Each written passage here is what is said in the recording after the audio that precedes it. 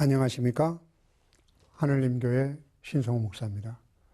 오늘은 지난 시간에 이어서 혼인에 대한 성경적인 예정을 살펴보도록 합니다. 시대적으로 성경의 혼인 이야기 속에 담긴 참된 의미를 살펴보는 시간입니다. 첫 번째, 구약의 예정으로서 아담, 하와의 혼인 이야기입니다.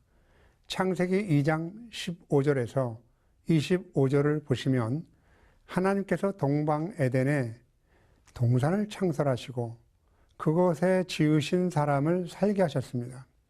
그리고 하나님께서는 그가 홀로 독처하는 것이 좋지 않아서 그의 배필인 하와를 창조하시어 아담에게로 이끌어 오셨습니다. 이때 아담이 말하기를 이는 내 뼈 중에 뼈요 살 중에 살이로다 고백하며 기쁨으로 하와를 아내로 맞아들입니다. 그러나 에덴 동산에 뱀이 출현하였고 하와를 유혹함으로 하나님께서 금하신 명령을 불순종하게 되고 선악을 알게 하는 나무의 열매를 먹게 되므로 이 세상에 죄가 물밀듯이 들어오게 되었고 아담과 하와 부부는 고통과 불행이라는 무거운 짐을 지고 에덴에서 쫓겨나감으로써 그들 부부를 통해서 하나님께서 이루고 싶어 하시던 혼인의 온전한 뜻이 이루어지지 않았습니다. 두 번째 예증으로서 신약의 예수님의 가나의 혼인잔치 포도주 기적의 이야기합니다. 요한복음 2장 1절에서 12절 말씀을 보시면 가나의 혼인잔치에 청함을 받은 예수님께서 그 혼인잔치에 포도주가 없다라는 그의 모친인 마리아의 다급한 도움의 요청에 돌 항아리에 물을 아기까지 채워서 포도주로 변하게 하는 첫 기적을 일으키십니다. 그런데 말이죠. 그 기적의 목적은 그의 영광을 나타내기 위함이라고 성경에 기록되어 있습니다. 요한복음 2장 11절에 예수께서 이 첫 표적을 갈릴리 가나에서 행하여 그의 영광을 나타내심에 제자들이 그를 믿으니라 라고 기록되어 있습니다. 예수님께서 행하신 기적들 속에 메시아가 등장한 것은 기적을 일으키신 그 역사적 사실 이상을 훨씬 넘어 상징적이고 신학적인 의미를 내포하고 있다는 말입니다. 즉 예수님이 행하신 가나 혼인잔치의 포도주의 기적은 포도주에 관한 이야기를 훨씬 넘어서는 것이라는 거죠. 이 기적은 메시아가 이 세상에 오신 목적을 말하는 총체적인 해석입니다. 포도주가 없는 혼인잔치에 등장하신 예수님, 그리고 포도주를 만드신 예수님, 이 사건을 통해서 하나님께서는 우리에게 무엇을 가르치시고 싶으신 것일까요? 대화의 내용 중 핵심의 문구를 살펴보도록 합니다.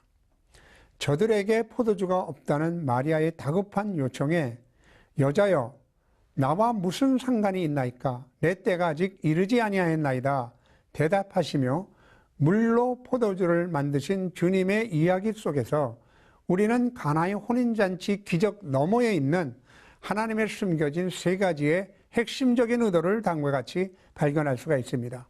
첫 번째는 하나님의 구속의 계획 속에 예수님의 의미입니다. 이 말은 예수님의 정체성을 말합니다. 둘째는 종교적 개혁을 위한 예수님의 의미입니다. 이것은 예수님의 사역에 대해서 말하고 있습니다. 셋째는 신자들의 신앙생활에서 적응해야 할 표적과 영광입니다. 이것은 예수님의 임재의 효과입니다. 그러면 첫 번째 예수님의 정체성에 대해서 말씀드립니다. 가나의 혼인잔치에서 포도주가 없고 이 혼인잔치를 위기로 몰아넣을 포도주가 해결되지 않으면 기쁨과 즐거움의 잔치가 되어야 할 이 혼인잔치는 불행과 비극으로 끝나버릴 것입니다. 위기를 맞이한 이 잔치에 예수님이 등장하셔서 포도주를 만드심으로 혼인잔치는 기쁨의 잔치로 끝나버립니다. 에덴의 뜻은 즐거움과 기쁨이라는 뜻입니다. 하나님은 아담을 창조하시고 그를 에덴 동산에 두사 지키며 다스리게 하셨습니다. 이 말은 하나님께서는 우리가 기쁨과 즐거움 속에 살기를 원하신다라는 뜻입니다. 그래서 바울은 항상 기뻐하라, 쉬지 말고 기도하라, 범사에 감사하라. 이는 너희를 향하신 하나님의 뜻이니라 라고 말씀하셨습니다. 데살로니가 전서 5장 16절에 기록되어 있습니다. 그런데 혼인잔치에 포도주가 없다면 혼인잔치의 기쁨은 사라져버릴 것입니다. 솔로몬은 전도서 10장 19절에 잔치는 희락을 위한 것이요 포도주는 생명을 기쁘게 하는 것이라 라고 말씀하셨습니다. 신랑과 신부의 혼인잔치의 기쁨은 하나님의 기쁨을 예표하고 있습니다. 그래서 이사야 62장 5절에는 신랑이 신부를 기뻐함 같이 내 하나님이 너를 기뻐하시리라. 여러분, 우리 인간들에게는 미래에 이루어질 하나님 나라의 혼인잔치에서 사용될 새 포도주를 만들 만한 자원도 없고 힘도 없습니다. 그러므로 우리 인간은 모두가 포도주가 없다는 이 엄연한 사실을 피할 수가 없는 겁니다. 그러므로 가나의 혼인잔치와 같은 비극과 불행을 멈추게 해야 할 포도주, 곧 주님의 포도주가 필요합니다. 오직 예수님만 생명의 포도주를 만드실 수가 있습니다. 인간들 모두가 숙명적으로 받아들여야만 하는 인생의 죽음이라는 저주와 비극과 불행의 행진을 멈추게 할 수 있는 분, 그분이 바로 예수님이십니다. 예수님이 만드실 생명의 포도주가 저와 여러분의 인생을 기쁨과 즐거움이라는 에덴에 있게 할 것이라는 것을 믿으시기를 바랍니다. 여러분, 예수님의 정체가 그럼 무엇입니까? 이 생명의 기쁨인 포도주를 절대로 필요로 하는 우리 인간들의 마음을 채우기 위해서 이 땅에 오신 하나님이십니다. 둘째, 예수님의 사역에 대해서 말씀드립니다. 그러므로 우리는 이 표적을 목적 자체로 보아서는 안 될 것입니다. 이 표적은 어떤 목적을 위한 수단으로 사용됐다는 사실에 우리의 관심을 두어야 합니다. 이거는 마치 오병이어의 기적은 떡으로 배고픔을 채우기 위한 것이라기보다는 생명의 떡이신 주님의 사역을 나타내기 위한 것과 같은 것입니다. 오병이어의 기적을 행하신 후 주님이 하신 말씀을 여러분 혹시 기억하십니까? 요한복음 6장 48절에서 51절. 내가 곧 생명의 떡이니라. 너희 조상들은 광야에서 만나를 먹었어도 죽었거니와 이는 하늘에서 내려오는 떡이니 사람으로 하여금 먹고 죽지 아니하게 하는 것이니라. 나는 하늘에서 내려온 살아있는 떡이니 사람이 이 떡을 먹으면 영생하리라. 내가 줄 떡은 곧 세상의 생명을 위한 내 살이니라 하시니라. 마찬가지로 주님께서 제자들과 최후의 만찬 때 제자들에게 포도주 잔을 주시며 이것은 죄사함을 얻게 하려고 많은 사람을 위하여 흘리는 나의 피, 곧 언약의 피니라 라고 하시면서 아버지 나라에서 새 포도주를 마시는 날이 올 것을 말씀하셨습니다. 마태복음 26장 27절에서 29절 말씀에 있습니다. 그러므로 포도주는 예수 그리스도의 언약의 피를 상징하고 있습니다. 앞서 잔치는 희락을 위하여 베푸는 것이요 포도주는 생명을 기쁘게 하는 것이라고 말씀을 드렸습니다. 전도서 10장 19절입니다. 하나님의 나라에 비유된 혼인잔치는 이 세상에서 먹고 마시는 것이 아닌 성령 안에서 의와 평강과 희락임을 로마서 14장 17절에 기록하고 있음을 기억하셔야 합니다. 하나님께서 아담 하와에게 이루고 싶어 하시던 혼인의 온전한 뜻은 아담 하와 부부의 혼인을 통해서 당신의 형상을 닮은 자녀들이 이 땅에 생육하고 번성하고 충만하고 정복하여 이 움직이는 모든 생물들을 다스리게 하심으로써 하나님께서 이 세상을 창조하신 목적을 달성하고 싶으셨던 것입니다. 그러므로 우리는 에덴에서의 혼인의 실패가 무엇인지를 알 수 있게 됩니다. 그들 부부에게는 그리스도의 언약의 피에서 볼 수 있는 자기 희생, 자기 부인, 자기 십자가, 자기 깨어짐이 없었습니다.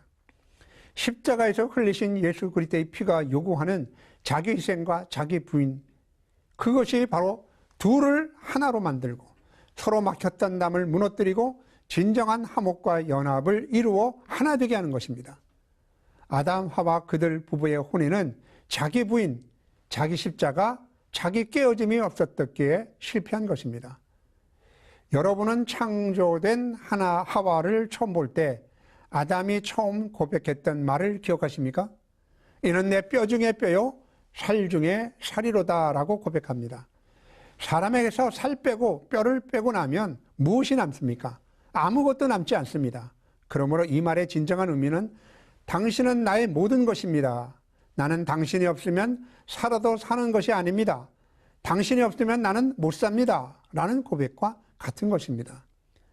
그러나 아담 하와가 하나님의 말씀을 불순종하여 범죄한 후 그들의 마음이 어떻게 변했는가를 보십시오. 하나님께서 범죄해서 나무 그늘 사이에 숨어있는 아담을 찾아오십니다. 그리고 하나님께서 그에게 묻습니다. 내가 내게 먹지 말라고 명한 그 나무의 열매를 먹었느냐? 그의 대답을 보십시오. 하나님이 주셔서 나와 함께 있게 하신 그 여자가 그 나무의 열매를 내게 주므로 내가 먹었나이다. 이 말은 하나님과 여자에게 자신의 책임을 떠넘기고 있습니다. 즉, 이 말은 이 여자 때문에 신세를 망쳤습니다. 라는 말과 같은 것입니다. 자기 죄를 변호하며 자기의 죄를 숨기려고 하고 자신의 죄를 남에게 떠넘기려는 못된 심보를 볼 수가 있습니다. 첫사람 아담과 하와의 혼인에는 그리스도의 피로 상징되는 포도주가 요구하는 자기 십자가, 자기 부인, 자기 깨어짐이 없었던 것입니다. 하와를 보는 첫 순간 이 여자가 없으면 난 못 살겠습니다 라는 처음의 기쁨과 사랑의 고백이 범죄한 후 이 여자 때문에 못 살겠습니다 라는 불평과 미움의 마음으로 바뀐 것입니다. 저들에게 포도주가 없다는 마리아의 다급한 요청은 오늘날 자신의 사역과 유익을 따라 자신의 마음에 원하며 뜻하는 대로 이루기 위해서 신자들과 교회들 사이의 분열과 헤어짐과 비난과 다툼하며 그 책임을 상대방에게 모두 떠넘기는 졸렬하고 부패한 마음에 깊은 찔림을 받습니다. 분열과 헤어짐, 비난과 다툼의 현장에는 예수 그리스도의 피를 상징하는 포도주가 있어야 연합의 기쁨과 하나됨의 즐거움이 있는 혼인잔치가 있게 될 것입니다. 높은 산 갈보리산 위에서 피 흘려 죽으신 예수님이 그 산에서 하나님께서 오래 저장하였던 포도주로 연회를 베푸실 때 인간의 마음을 덮고 있는 어둠의 휘장과 불순종의 사망을 영원히 멸하시는 기쁨을 보게 될 것입니다. 이사야서 25장 6절에서 8절 말씀을 봅니다. 만군의 여호와께서 이 산에서 만민을 위하여 기름진 것과 오래 저장하였던 포도주로 연회를 베푸시리니 곧 골수가 가득한 기름진 것과 오래 저장하였던 맑은 포도주로 하실 것이며 또 이 산에서 모든 민족에 가리워진 가리개와 열방 위에 덮인 덮개를 제하시며 사망을 영원히 멸하실 것이라. 주 여호와께서 모든 얼굴에서 눈물을 씻기심에 자기 백성의 수치를 온 천하에서 제하시리라. 여호와께서 이같이 말씀하셨느니라. 아멘. 세 번째, 예수님의 임재의 효과에 대해서 말씀드립니다. 세상에서 가장 강력하고 부유하고 거대한 바벨이라는 공동체가 뽑히고 파괴되고 파멸된 것이 하늘나라의 혼인잔치의 기쁨입니다. 왜냐하면 주님의 말씀대로 성령에 힘입어 귀신을 쫓아내는 것이면 하나님 나라가 이루어지기 때문입니다. 마태복음 12장 28절에 기록되어 있습니다.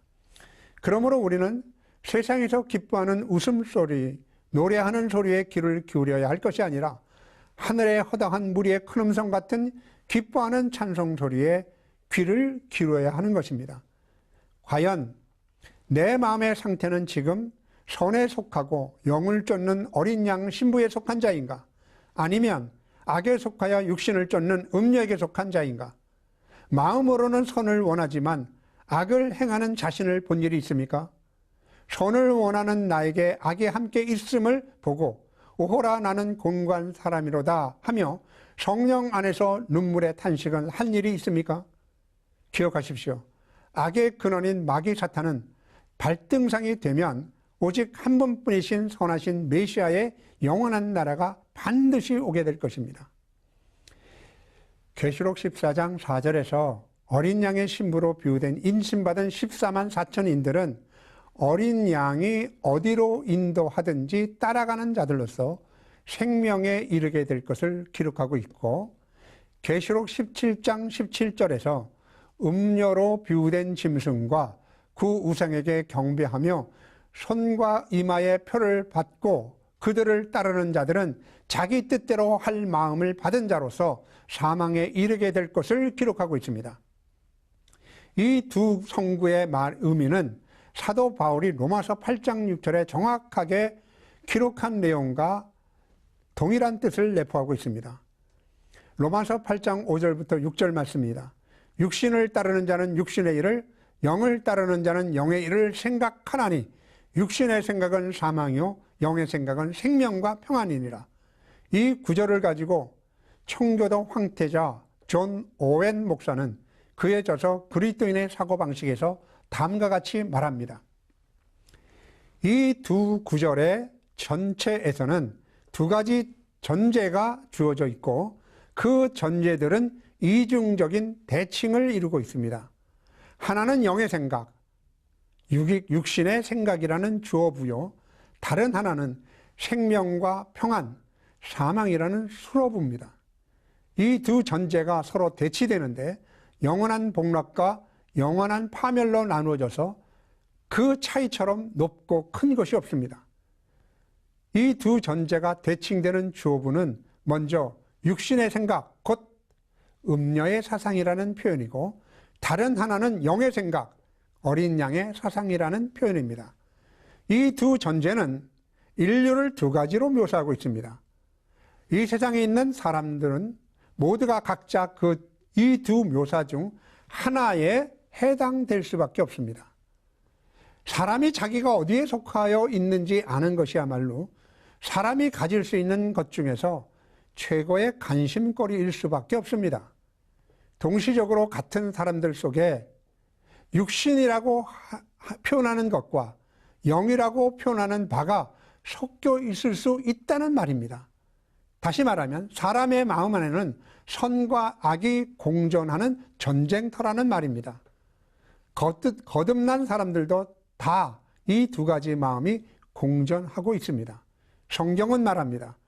육체의 소욕은 성령을 거스리고 성령의 소욕은 육체를 거스리나니 이 둘이 서로 대적하므로 너희 원하는 것을 하지 못하게 하려 함이라. 갈라디아서 5장 17절에 기록합니다. 동일한 사람 속에서 그렇게 정반대되는 성향들과 행동들이 나타날 수 있는데 그 성향과 행동들이 선과 악이라는 결정적인 구별을 되는 확실한 상태를 보여주는 것이 아니라는 겁니다. 다만 그들 중 어느 것이든지 영혼 속에서 주도권을 잡게 되면 그것이 영혼 속에서 다른 상태의 사람으로 만들어버리는 것입니다. 여기까지가 존 오웬의 그리스도인의 사고방식에서 인용한 것입니다. 사랑하는 성도 여러분, 계시록을 읽어보면 발람의 교훈과 이세벨의 교훈이 극성을 부리던 초대교회 때를 상징하고 있습니다. 때와 마찬가지로 오늘날 혼합주의와 자유주의 신학이 신자들의 마음을 혼란케 하는 때를 맞이하고 있습니다. 하나님을 아는 일을 대적하고 높아진 사상과 모든 이론들과 생각들은 구약의 이스라엘 백성들이 가나안 복지에 들어가기 전 가로막고 있었던 여리고 성처럼 견고하게 우리 앞에 버티고 서 있습니다. 이런 측면에서 살펴보면 종말을 맞이하며 살아가는 우리에게는 피할 수 없는 다음과 같은 중대한 질문을 하게 됩니다. 그렇다면 나는 지금 이 세상에 태어나 어느 공동체에 귀속되면서 살아가고 있는 것일까?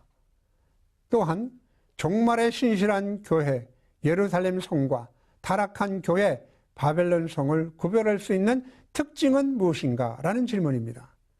그래서 우리는 여기서 혼인잔치의 상징적인 의미를 살펴볼 수가 있습니다.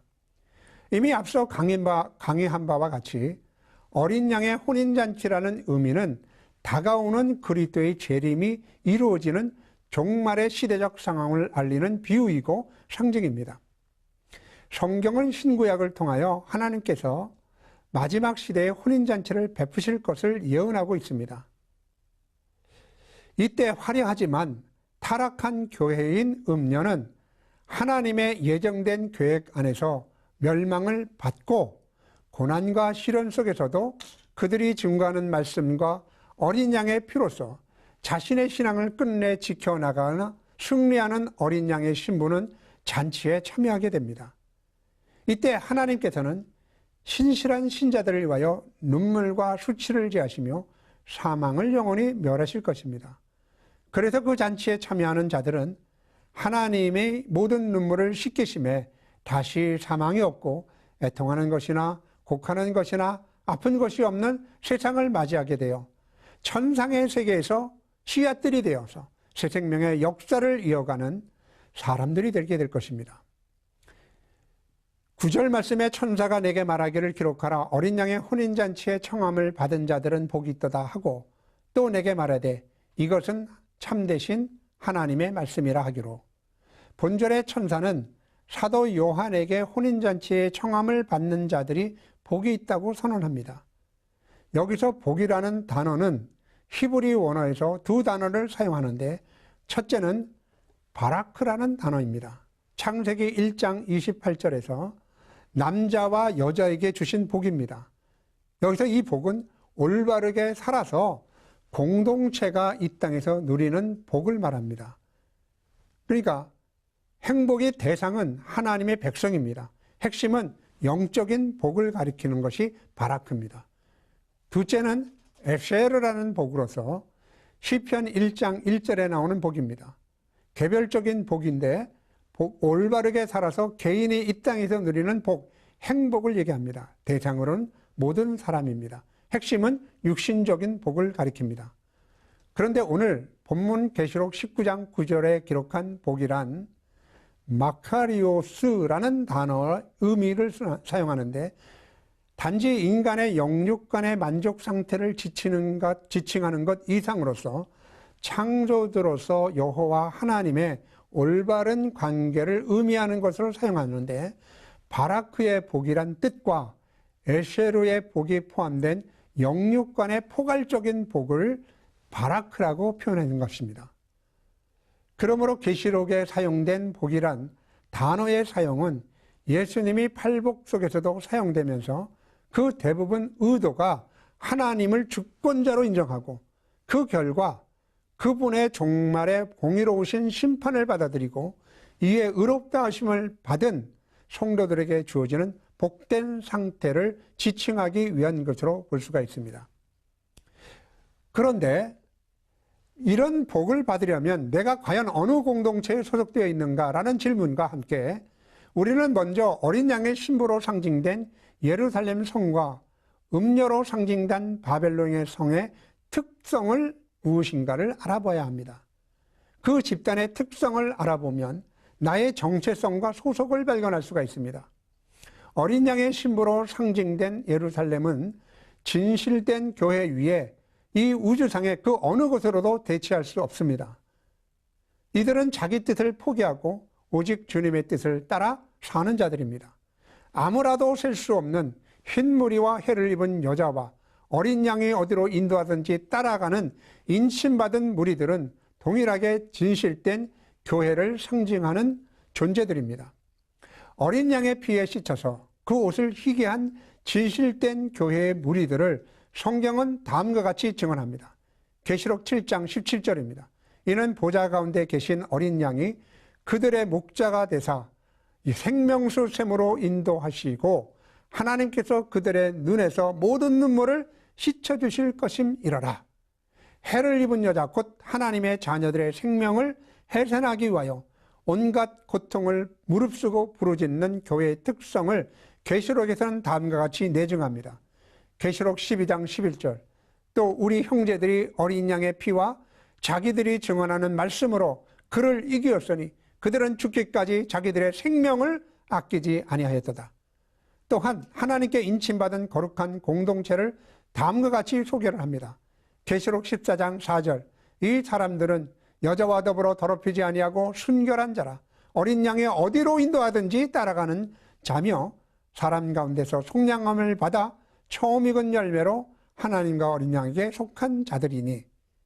자, 지금까지 살펴본 말씀을 정리하면 어린 양이 그들의 목자가 되사 생명수 샘으로 인도하시고 어린 양의 피와 자기들의 증언한 말씀으로 그를 이기었으니 그들은 죽기까지 자기 생명을 아끼지 아니하였다. 어린 양이 어디로 인도하든지 따라가는 이들의 공통된 특성은 자기 뜻을, 자기 마음을 포기하고 오직 하나님의 뜻을 위하여 죽기까지 순종하는 자들이었습니다. 그러나 음료로 상징된 바벨론은 타락한 교회임이 틀림이 없습니다. 이들의 몸에는 하나님의 모독하는 이름들이 가득하고 금과 보석과 진주로 꾸미는 화려한 외모를 갖추고 있지만 그 손에 들린 금잔에는 가득한 물건과 그 음행의 더러운 것들이 가득합니다.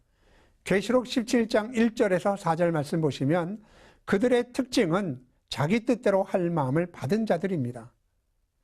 이 세상 사람들도 내 마음대로 하고 신자들도 내 마음대로 하고 목회자들도 내 마음대로 하고 이 땅 위의 통치자들도 내 마음대로 하고, 그리고 그럴 리는 없지만 하나님도 당신 마음의 뜻대로 마음대로 한다면 바로 그것이 지옥이 아니겠습니까? 불교에서는 이런 상태를 아수라장이라고 합니다. 주님의 겟셋마네 동산에서 하신 기도를 생각해 보십시오. 긴박한 삶의 터널 끝에서 주님이 하나님께 외친 그 기도를 기억하면 내가 육신의 생각을 따르는 사람인지 음료에 속한 사람인지 영의 생각을 따르는 사람인지 어린 양 신부에 속하는 사람인지를 분별할 수가 있을 것입니다. 주님의 말씀을 기억하십니까? 마태복음 26장 39절, 조금 나아가 얼굴을 땅에 대시고 엎드려 기도하여 이르시되 내 아버지여 만일 할만하시거든 이 잔을 내게서 지나가게 하옵소서. 그러나 나의 원대로 마시옵고 아버지의 원대로 하옵소서 하시고. 사랑하는 시청자 여러분, 세월이 흘러가고 인간의 풍조가 나날이 갈려도 변하지 않는 진리가 하나 있습니다. 그는 변함없는 하나님이 인간을 구원하는 방법입니다. 그것은 십자가뿐이라는 겁니다. 그런데 혹시 이 사실을 여러분은 알고 계십니까? 모두들 십자가 하며 십자가란 말에는 익숙해 있지만 십자가의 능력을 체험하는 일에는 무관심하다는 사실 말입니다. 십자가를 질 생각은 하지 않고 십자가를 타고 갈 생각만 합니다. 주님이 말씀하셨습니다. 나를 따라오려거든 자기를 부인하며 자기 십자가를 지고 나를 따를 것이니라. 말씀하신 주님의 말씀에 순종하여 어린 양이 어디로 인도하든지 따라가는 순교자 자세가 어린 양 신부들이 입은 옳은 행실, 곧 빛나고 깨끗한 세모포가 아니겠습니까?